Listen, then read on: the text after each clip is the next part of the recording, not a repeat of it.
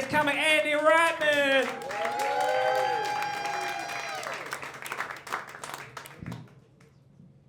So now that everything is on a streaming service, sometimes I think about those like old late night cable commercials we don't see anymore. And the one I think about the most is, you remember there was like this old guy with a white beard, and he'd be standing next to a starving African child. No. And he'd be like, "This is a starving child from Africa. But for $9 a month, you can sponsor this child and end his suffering." And of course, we all reacted to that commercial the exact same way. I will spend $9 a month on Netflix, so I don't have to watch that depressing commercial anymore. And I actually think about that commercial because I actually lived in Africa when I was a child. It's a true story. My dad worked for the CDC, and he studied infectious diseases, so for the first few years of my life, we were stationed in Nigeria, and after a few years, we moved back to Atlanta. I grew up in Stone Mountain. When I was in the second grade, the school taught us about racial demographics. And the teacher asked the classroom, "Does anyone here know what an African American is?"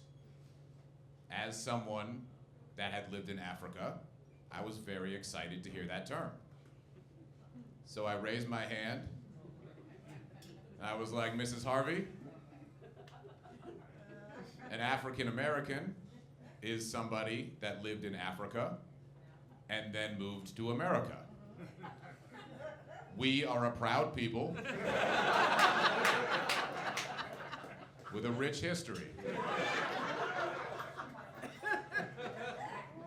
And then she was like, "No, Andy, you are not African American.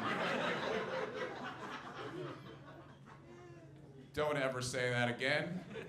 And I don't think you understand what that really means." And I was like, "No, I don't think you understand. I'm the only person in this room that has actually lived in Africa." Look, I wasn't gonna let some lady who's never been to Africa deny me my cultural identity. She went on to explain other terms. She taught us what the term minority means. She said a minority is a racial group that represents a small percentage of the overall population. And then she asked, "Can anyone tell me which group is a minority in America?" At this point in my life, I'm 7 years old. My entire worldview is based on the only two places I had ever been: Nigeria and Atlanta.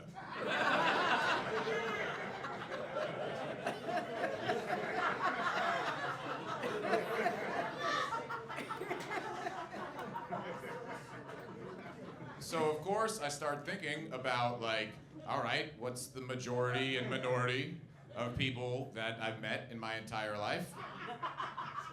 And I raise my hand and I'm like, "Are white people minorities?" And she's like, "No, Andy, please stop raising your hand. I know I said there was no stupid questions, but that is a stupid question." Anyways, that's my time. You guys are a great crowd. Thank